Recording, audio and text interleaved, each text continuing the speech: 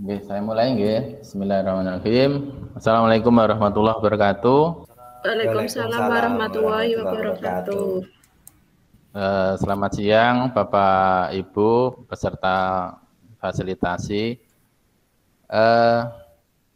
Sebelum dimulai nggih, kita mungkin berdoa dulu nggih. Salah satu mungkin bisa memimpin doa agar di sesi siang nih kayaknya sudah pada lelah ini. Tapi kalau didoakan mungkin nanti bisa lebih Pak ini. Pak, Amin. Dari Nggih, Pak. dari wajah-wajahnya ini kayak sudah loyo gitu Pak. Ini Udah harus capek, Pak. harus ada dorongan doa. Ini mungkin yang lebih afdol ini Pak Edi. Silakan Pak Edi dipimpin doanya sebentar Pak. Insya Allah Pak, ini masih semangat Pak. Jangan khawatir. Ya. Oh ya. Sudah 10 hari ini Pak. Oke. Tapi insya Allah semangat tetap harus menyertai kita ya. Amin amin. Oke Pak. Untuk mengawali kegiatan kita, marilah kita berdoa. Semoga kegiatan kita ini dari awal sampai akhir nanti selalu dalam lindungan Allah Subhanahu wa Ta'ala. Amin amin. Baik, berdoa. Amin.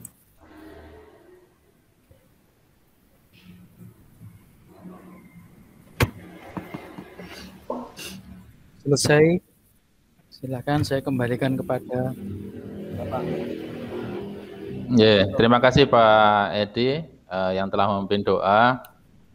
Langsung aja Bapak Ibu kita lanjutkan sesi kita. Kali ini kita akan coba bahas, ya saya share screen dulu. Kita akan coba lanjutkan bahasan terkait dengan P3. Oke, baik. Kita mulai Bapak Ibu. Hari ini kita akan coba bahas tentang profil pelajar Pancasila, Bapak Ibu. Sebelumnya saya ingin coba bertanya mungkin gitu pada Bapak Ibu. Jadi ketika kita mengajar di kelas itu, pasti seorang guru akan memiliki harapan nantinya peserta didiknya itu akan jadi seperti apa. Ini khususnya di sisi karakternya, nggih. Mungkin bisa disampaikan ya pendapatnya, misalnya Pak Heri misalnya harapannya jadi seorang guru itu nanti anak didiknya akan jadi seperti apa Pak Heri? Saya kalau apa ya Pak? Mungkin anak jadi didik saya pengennya ya saya ya jadi anak yang berguna, pintar, cerdas Pak. Yang jelas saya pengennya selalu itu berkeinginan memiliki anak didik yang cerdas. Cerdas gitu. Ya. Oh, okay. Mungkin Bapak Ibu yang lain bisa menambahkan selain cerdas apa Bapak Ibu? Bu Ana mungkin bisa menambahkan. Kalau saya pengennya sih mereka lebih mandiri ya Pak. Oh, lebih mandiri terus ya berpikir kritis juga. Kalau saya pengennya seperti itu. Iya. Mungkin dari Pak Edi bisa menambahkan, tadi sudah ada cerdas, ada mandiri, ada berpikir kritis. Mungkin Pak Edi bisa menambahkan, ada pendapat lain Pak Edi, harapannya. Siapa? Saya menambahkan Pak, selain tadi juga cerdas, mandiri, kreatif, saya juga menambahkan agar anak itu juga tidak lupa untuk bertakwa kepada Tuhan Yang Maha Esa Pak. Masya Allah, ini yang penting Pak. Ini yang tadi kelupaan. Oke, gimana Pak? Maaf Pak ya, kadang kecerdasan, kreativitas, kemandirian, tetapi kalau fondasi ketakwaan kepada Tuhan Yang Maha Esa-nya kurang, terkadang bisa Pak, salah sasaran tidak sesuai dengan yang diharapkan. Kalau boleh sedikit berbagi boleh Pak? Ya monggo Pak, silahkan Pak. Misalnya ada yang anak itu cerdas menjadi programmer Pak. Program komputer yang bahkan bisa menembus ke langit ketujuh mungkin ya. Atau maksud saya mudahnya Pak, sampai menembus rekeningnya miliarder.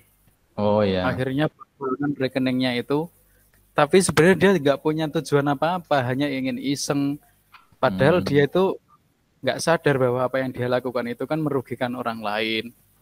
Betul. Bahkan hanya sekedar kayak orang yang apa ya, kalau pencuri itu kleptomania mungkin namanya. Oh, oke. Jadi sebenarnya dia nggak mau apa-apa, cuman puas aja ngisengin orang. Nah itu rata-rata bukan orang bodoh dia itu, malah justru orang pinter, orang cerdas, tetapi karena kurangnya bertakwa kepada Tuhan Yang Maha Esa sehingga salah jalur.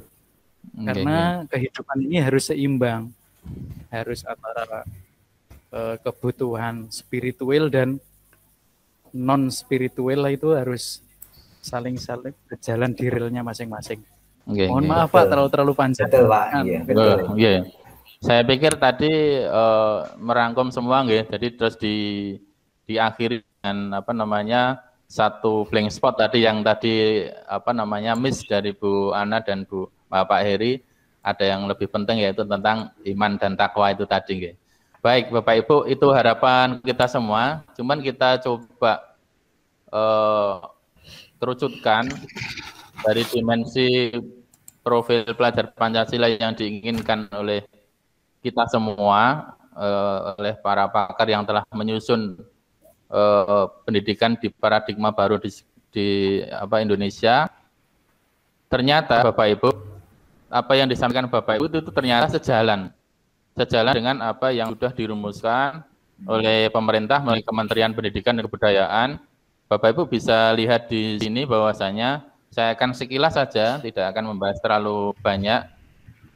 Ternyata profil pelajar Pancasila itu adalah merupakan aktualisasi dari visi dan tujuan nasional. Jadi di sini disebutkan, kalau Bapak Ibu bisa lihat di gambar, itu di atasnya profil pelajar Pancasila itu ada tujuan pendidikan nasional. Dan di atasnya lagi itu ada namanya visi pendidikan. Kalau yang dimaksud visi itu Bapak Ibu, kalau kita buka pembukaan Undang-Undang Dasar 45, alinea keempat itu ada bagian mencerdaskan kehidupan bangsa. Itu yang menjadi visi pendidikan, kemudian diturunkan lagi ke tujuan pendidikan nasional, dan diturunkan lagi dikerucutkan menjadi profil pelajar Pancasila. Kalau di tujuan pendidikan nasional itu adalah bagaimana mengembangkan kemampuan dan membentuk watak serta peradaban bangsa yang bermartabat dalam rangka mencerdaskan kehidupan bangsa, bertujuan untuk berkembangnya potensi peserta didik agar menjadi manusia yang beriman dan bertakwa kepada Tuhan Yang Maha Esa, berakhlak mulia, sehat, berilmu, cakap, kreatif, mandiri, dan menjadi warga negara yang demokratis serta bertanggung jawab. Nah, dari dua hal tadi kita bisa bandingkan dengan pendapat Bapak Ibu tadi, ternyata sejalan Bapak Ibu. Jadi apa yang menjadi pendapat Bapak Ibu itu ternyata terangkum juga di sini. Jadi kalau boleh saya buat kesimpulan, ternyata profil pelajar Pancasila itu diilhami atau merupakan aktualisasi dari dua hal. Yang pertama adalah visi pendidikan Indonesia, dan yang kedua adalah tujuan pendidikan nasional. Itu Bapak Ibu terkait dengan latar belakang dari profil pelajar Pancasila. Baik, kita lanjutkan aja Bapak Ibu. Di sini disebutkan profil pelajar Pancasila adalah profil lulusan yang bertujuan untuk menunjukkan karakter dan kompetensi yang diharapkan diraih dan menguatkan nilai-nilai luhur Pancasila beserta didik dan para pemangku kepentingan. Jadi untuk merangkul semua karakter itu di bangsa Indonesia ini tentu saja kita menggunakan simbol yaitu Pancasila. Baik Bapak Ibu, kita lanjutkan aja. Ada 6 dimensi dari profil pelajar Pancasila, nanti kita akan secara cepat aja kita bahas. Yang pertama adalah beriman bertakwa kepada Tuhan Yang Maha Esa dan berakhlak mulia. Yang kedua berkebinekaan global, mandiri, tadi sudah disebutkan Bu Anang ya, bergotong royong, bernalar kritis, tadi sudah disebutkan kreatif, itu ada semua. Baik, kita akan coba dan satu persatu. Yang pertama adalah beriman bertakwa kepada Tuhan Yang Maha Esa dan berakhlak mulia. Menurut pendapat Pak Edi ini gimana Pak? Profil pelajar Pancasila yang beriman bertakwa itu seperti apa? Monggo Pak Edi. Mbak Edi ada enggak ya? Ada Pak. Oh, okay. Kira-kira seperti apa Pak? Seperti apa Pak? Profil pelajar Pancasila yang beriman dan bertakwa kepada Tuhan Yang Maha Esa. Ya, tadi sebenarnya sudah saya utarakan Pak, yang berkaitan dengan harapan ketika tadi ada pertanyaan peserta didik kita itu pengennya mereka itu jadi apa gitu ya tadi. Iya, oh berarti sudah terangkum di sana ya Pak ya. Tapi ya ini untuk ya singkat, coba Bapak Edi bisa kan singkat padat Pak, coba seperti apa Pak pendapat Pak Edi? Yang pertama, kalau beriman bertakwa kepada Tuhan Yang Maha Esa dan beragama mulia itu merupakan pondasi yang harus betul-betul kita tanamkan secara permanen. Ibaratnya pondasi, kalau bangunan itu kan harus pondasi yang kokoh. Iya, dan Pak. Itu akan mengandung dimensi yang lain, Pak. Itu singkat saja begitu, Pak. Oh, enggak. Terima kasih Pak pendapatnya Pak. Coba kita lihat ya redaksi yang sudah kita tahu semuanya yang sudah disusun. Sebutkan bahwasanya maksud dari beriman bertakwa itu adalah pelajar Indonesia yang menghayati keberadaan Tuhan dan selalu berupaya mentaati perintah serta menjauhi larangan sesuai dengan ajaran agama dan kepercayaan yang dianutnya. Beriman dan bertakwa kepada Tuhan Yang Maha Esa diwujudkan ke dalam akhlak yang mulia. Tadi sudah disebutkan Pak Edi, baik dalam beragama, akhlak yang baik kepada diri sendiri, kepada sesama manusia, kepada alam, dan kepada negara Indonesia. Baik, terima kasih Pak Edi pendapatnya. Sekarang kita masuk yang kedua, berkebinekaan global. Ini ada bineka, ada global. Ini kira-kira pendapat Pak siapa ya? Pak Heri gimana Pak? Maksud dari profil pelajar itu harus berkebinekaan global. Kira-kira seperti apa Pak Edi? Pak Heri Chris. Iya Pak, maksudnya mungkin seperti ini Pak, menghargai perbedaan, baik perbedaan yang lingkungan kecil sampai ke lingkungan yang lebih luas atau istilahnya global. Jadi menghargai perbedaan-perbedaan yang ada tanpa memandang itu siapa, apa, dan bagaimana gitu Pak. Oh, enggak. Baik. Saya sangat setuju dengan Pak Heri, itu salah satu profilnya. Kalau kita lihat ini ada kata kunci ya tentang dimensi kedua dari profil pelajar Pancasila adalah pelajar Indonesia harus dapat mengenal dan menghargai budaya. Jadi ini ada kebinekaan, di Indonesia ini ada banyak budaya. Jadi pelajar Indonesia harus dapat mengenal dan menghargai budaya, dapat berkomunikasi dan berinteraksi antar budaya, berefleksi dan bertanggung jawab terhadap pengalaman kebinekaan serta berkeadilan sosial. Itu Pak, saya pikir tadi sejalan dengan pendapatnya Pak Heri Chris ya. Baik, kita lanjutkan ke dimensi yang ketiga tentang mandiri. Nah, ini kayaknya Bu Ana tadi sudah menyebutkan. Menurut Bu Ana sendiri mandiri itu seperti apa Bu profil pelajar kita itu yang seharusnya? Ya, terima kasih Pak Heri Susanto. Menurut saya mandiri itu berarti pelajar yang memiliki etos kerja yang baik ya Pak, tangguh dan berdaya juang, profesional, terus mereka itu kreatif. Terus mereka juga mampu memotivasi untuk meningkatkan kemampuannya. Mungkin seperti itu Pak. Oke. Jadi mandiri itu tidak hanya mandi sendiri ya Bu ya. Jadi ya. Iya, tidak aleman istilahnya Pak. Iya, oh iya, tidak aleman. Bahasa Jawanya aleman. Ini muncul ini medok Pemalangnya muncul. Baik, kita lihat bersama. Kita coba Bapak Ibu kita coba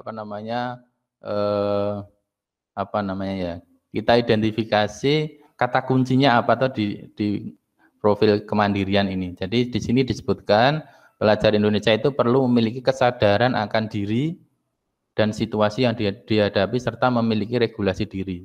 Artinya mereka bisa memanage dirinya sendiri untuk bisa melakukan mana yang perlu dan mana yang tidak. Dan ini tentu saja butuh bimbingan dari guru. Jadi di pertemuan sebelumnya kita sudah diskusi pendapatnya Pak Heri itu kalau siswa dibiarkan loss gitu 100% kepada siswa, takutnya mereka kebablasan. Jadi masih tetap guru berperan untuk menjadi fasilitator anak didik kita di satu sisi, di sisi lain kita harus membuka ruang yang selebar-lebarnya kepada mereka untuk mandiri, berkreativitas secara mandiri. Baik, itu yang ketiga. Kita lanjutkan secara cepat aja. Yang bergotong royong, kira-kira seperti apa ini Bapak Bu? Ada yang bisa memberikan pendapatnya? Saling membantu, Pak. Saling membantu, enggak ya? Saling. Coba kita lihat Bapak Ibu. Di sini ada kata kuncinya Bapak Ibu. Gotong royong itu adalah adanya kolaborasi. Jadi kalau ada kolaborasi itu identik dengan gotong royong. Jadi kalau misalnya pengen mudah untuk mengingatnya, jadi bergotong royong itu adanya kolaborasi, memiliki kepedulian yang tinggi dan berbagi dengan sesama. Kita lanjutkan Bapak Ibu. Kerjasama itu ya Pak ya berarti. Iya betul Pak. Jadi bekerja sama artinya anak mampu untuk bisa bekerja sama. Karena kadang-kadang ada anak yang egois Bapak Ibu nggih. Ketika bekerja sendiri dia bagus, tapi ketika ada teamwork mereka gagal di situ. Maka ini perlu ditumbuhkan di pelajar ya kira. Baik, sekarang kita lanjutkan yang dimensi kelima yaitu bernalar kritis Bapak Ibu. Ini langsung aja, ada beberapa kata kuncinya. Bernalar kritis adalah perlu memperoleh dan memproses informasi serta gagasan dengan baik. Lalu menganalisa dan mengevaluasinya, kemudian merefleksikan pemikiran dan proses berpikirnya. Jadi harapannya pelajar Indonesia itu bisa mempunyai ide-ide segar, ide-ide baru, dan tidak hanya itu, mereka bisa menganalisa, mengevaluasi, dan kemudian bisa mengaktualisasikan gagasannya. Kemudian kalau sudah, mereka bisa merefleksikan hasil pemikiran dan hasil aktualisasinya itu untuk pengambilan keputusan dia sendiri atau untuk yang lain. Jadi untuk kebaikan yang lain. Seperti itu yang dimensi kelima. Yang terakhir Bapak Ibu tentang kreatif. Jadi di sini kreatif itu artinya kata kuncinya adalah bisa menghasilkan gagasan, kemudian karya dan tindakan yang orisinil, memiliki keluasan berpikir dalam mencari alternatif solusi permasalahan.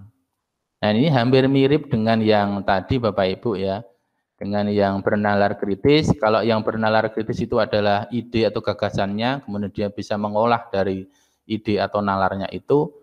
Kalau di kreativitasnya itu, ini adalah buah dari nalar kritis tadi itu diwujudkan ke dalam sebuah gagasan atau sebuah karya atau sebuah tindakan yang orisinil yang itu bisa memberikan inovasi apapun yang mereka nanti kerjakan di kelak kemudian hari. Itu Bapak Ibu sesi kita, pelajaran kita hari ini yaitu mengenal berbagai macam dimensi profil pelajar Pancasila. Tadi ada 6 ya. Nah, Bapak Ibu sudah paham semuanya, dimulai dari tadi Bapak Ibu beriman dan bertakwa, kemudian berkebinekaan global, ada mandiri, bergotong royong. Nah, kemudian ada bernalar kritis.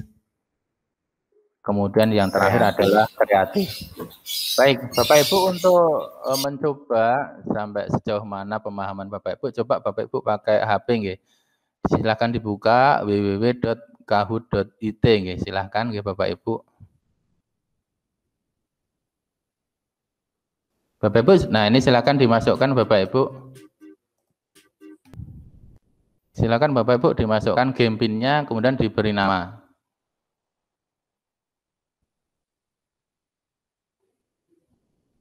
Ya, Pak Edi sudah masuk. Bu Ana, satu lagi Pak Heri, baru nyari HP ini kayaknya. Nyari sinyal, Pak. Oh, nyari sinyal. Biasanya dekat sangkar burung, Bu, itu banyak sinyalnya. Iya, betul.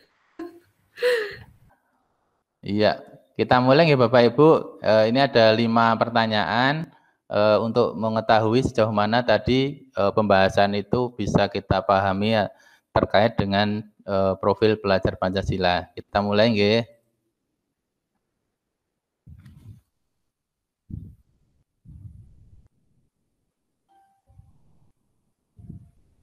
Ya, yang pertama pertanyaannya, profil pelajar Pancasila merupakan aktualisasi atau terjemahan dari, ya silakan dijawab Bapak Ibu, dipencet aja ininya, warnanya apa, udah 2. Ya, jadi jawabannya tadi benar nggak ya? Yaitu visi dan tujuan pendidikan. Tadi di awal sudah saya sampaikan. Sudah kita bahas bersama. Kita ke siapa ini yang paling cepat? Oh, Pak Edi ini. Kita lanjut ke soal berikutnya. Profil lulusan yang menunjukkan karakter dan kompetensi yang diharapkan dan menguatkan nilai luhur Pancasila siswa disebut, ini gampang ini. Ini sesuai judul kita. Ya, betul semua. Kita lihat hasilnya. Oh, Pak Heri ini yang paling cepat jawabnya ini. Kita ke soal ketiga. Dari Indonesia harus mengenal dan menghargai budaya dan dapat berkomunikasi. Dapat berkomunikasi. Pernyataan tersebut sesuai dengan dimensi profil pemuda Pancasila apa Bapak Ibu? Berkomunikasi. Iya, luar biasa. Sangat luar biasa. Jadi tadi pembahasannya masih terekam di benak kita. Kita lanjutkan. Siapa yang paling cepat? Iya, masih Pak Heri ini. Pak ini tangannya cepat sekali nih jawabnya ini. Kita ke soal berikutnya. Pelajar Indonesia harus berkolaborasi. Apa ini Pak? Oh iya, cepat sekali jawabnya. Iya, masih Pak Heri ini bersaing kuat dengan Pak Edi. Pertanyaan terakhir Bapak Ibu. Menghasilkan gagasan. Gagasan baru. Apa tadi Pak? Gagasan. Iya. Kita lihat siapa yang paling cepat dan banyak poinnya. Oh, ternyata Bu Ana. Oh, nomor 3 Bu Ana. Nomor 2 Pak Heri. Oh, yang paling cepat Pak Heri. Selamat Pak Heri Kris. Saya kurang cepat. Iya, demikian Bapak Ibu. Itu tadi bermain game aja untuk melihat sampai sejauh mana pemahaman kita terkait dengan materi ini. Yang intinya Bapak Ibu ingin saya garis bawahi untuk menutup sesi kita, pembelajaran kita, bahwa kita harus merubah paradigma baru, bagaimana kita sudah ditunjukkan arah dari profil pelajar Pancasila ini, kita sudah ditunjukkan mau dibawa kemana anak didik kita ke depannya. Itu Bapak Ibu tetap semangat untuk tetap berinovasi dan tetap membawa anak-anak didik kita yang nantinya akan memiliki ke-6 dimensi profil pelajar Pancasila sesuai yang diharapkan kita semuanya. Demikian sesi dari saya, banyak kurangnya dari saya mohon maaf. Saya akhiri. Assalamualaikum warahmatullahi wabarakatuh. Waalaikumsalam warahmatullahi wabarakatuh. Terima kasih Pak Heri Susanto. Terima kasih Pak. Sama-sama.